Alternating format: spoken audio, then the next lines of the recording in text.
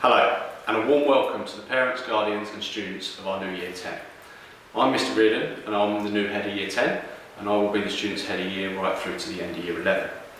I would normally be stood in the school hall welcoming you to our Welcome to Key Stage 4 information evening. Clearly that's not possible this year, and this is why I'm stood here doing this on video for you. So instead, I hope you're all keeping well and will find the following video informative and helpful. The reason for doing this presentation is that things are clearly very different this year in school. Things are very different anyway for students as they enter Key Stage 4. The school day changes for our Key Stage 4 students. No longer are our students taught in form groups and spend the entire day with one group, following the same timetable of subjects. Our students are now following option subjects and are setted in different subjects, so they are in different classes throughout the day. We also recognise that the journey to GCSE success can be stressful and difficult at times, and the journey of success for the students depends very much on a relationship of communication between the staff, the students and the parents. If you like, a golden triangle of communication. In the following presentation, I'm going to try to outline some key information that I hope you find useful and helpful and able to support students on their journey. I hope you find the following presentation useful.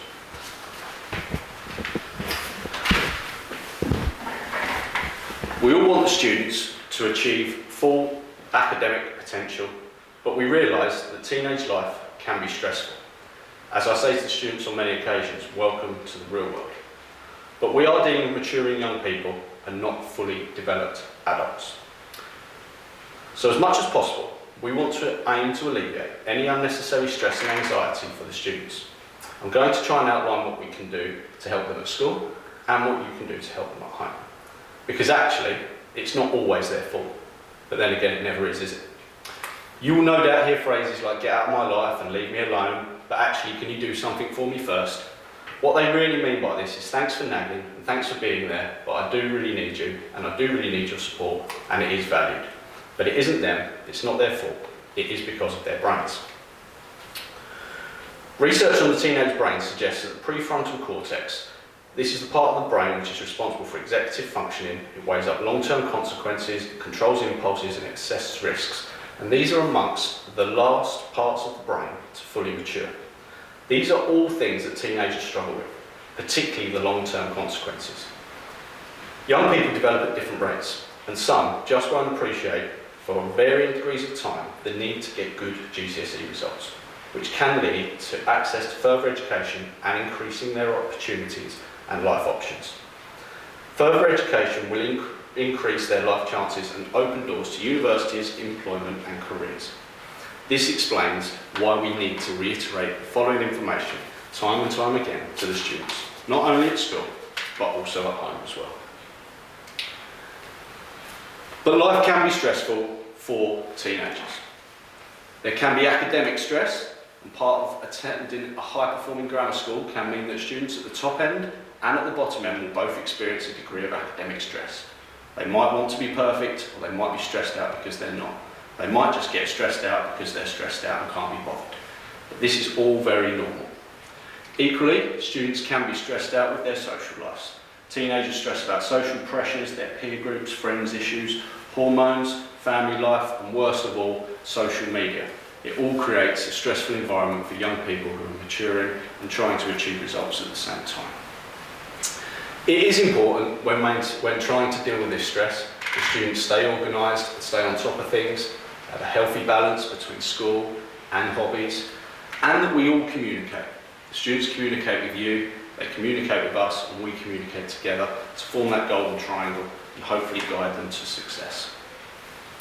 When there are issues, they do need to be spoken about, and early intervention is the key to dealing with any individual issues. The support structure in school is as follows. I'll be the student's head of year for the next 2 years. They will keep the same form tutors for the next 2 years. This is a way in which we can ensure that there is continuity in the pastoral support that the students receive at school. In terms of additional pastoral support, we also have an assistant head teacher who is the pastoral lead. We can refer students to see our school counsellor, And there are many external agencies that we can also access to attain early support. On the curriculum, there will be a pastoral support programme.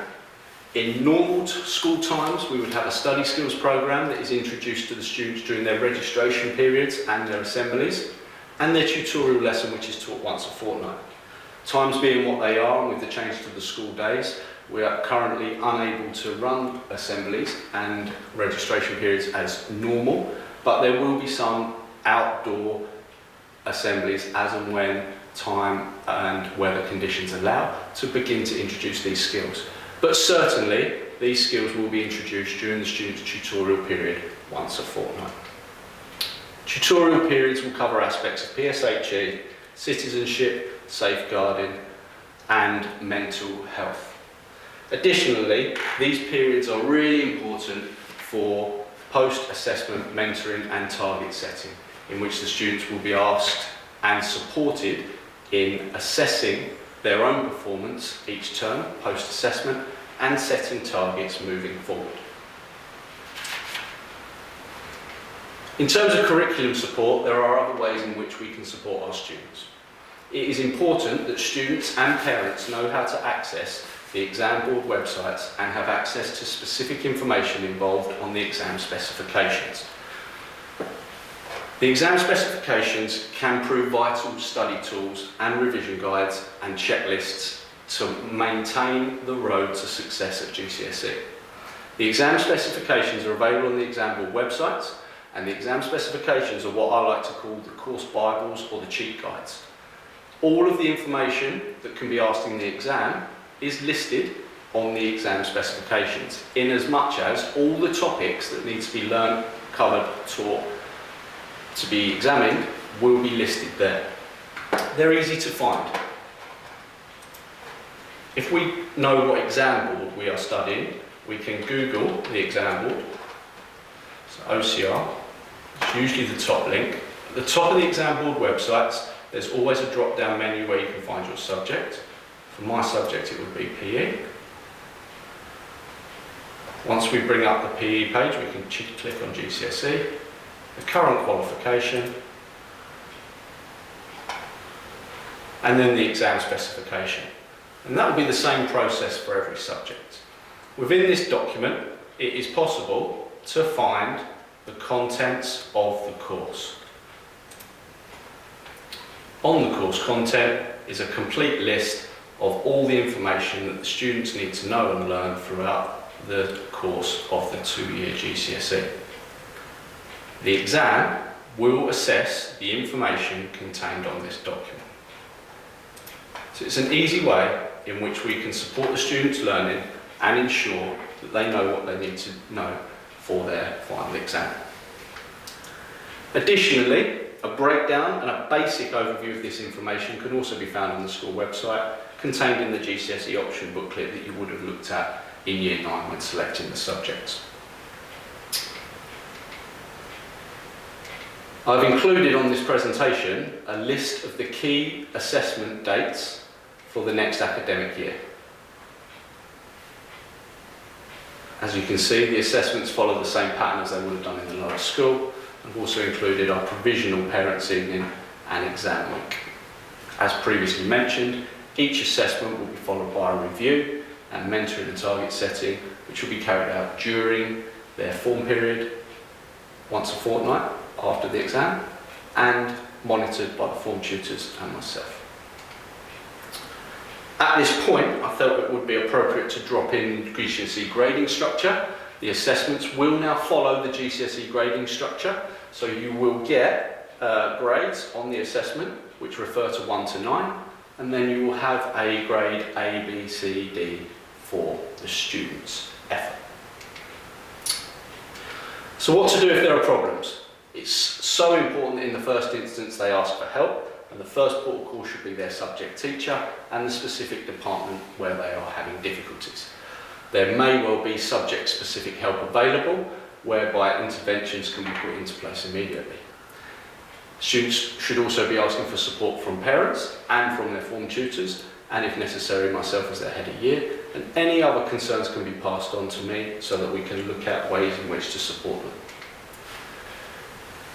In normal times, the school runs homework club and specific assistance with structuring and organisation from their form tutors and their head of year. There are several things that we would expect from a successful GCSE student. Be passionate about the subjects that you've chosen. You've chosen the subjects that they want to study because they're passionate about. On top of that, it's important, as we've previously mentioned, that they're organised and committed, manage their time, and most of all, communicate. Communicate if there are issues so that we can look for early interventions to try and solve these problems. Study skills will start to be introduced throughout the tutorial periods and as and when possible with assemblies. Study skills are important tools to help on that road to success.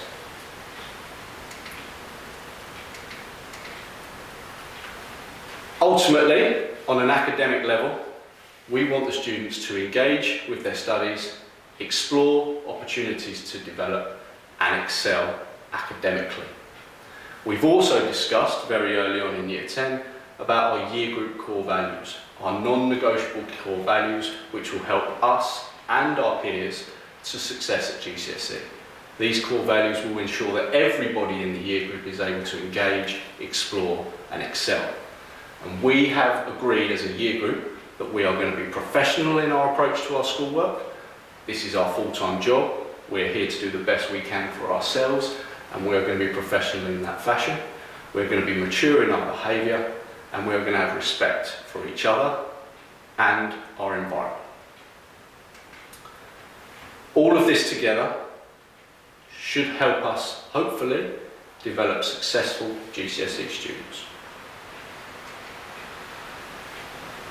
As I've said, it is important that we keep in touch, that the students communicate with parents, that parents communicate with the school, and the school communicate with the student and parents to form this golden triangle to success. The way in which we do that is by contacting the school. All of our contact details are available on the school website. Specific subject heads of departments' email addresses are available in the homework diary, as is my own. If there are issues, it's important that we are communicating them and that we are dealing with them efficiently.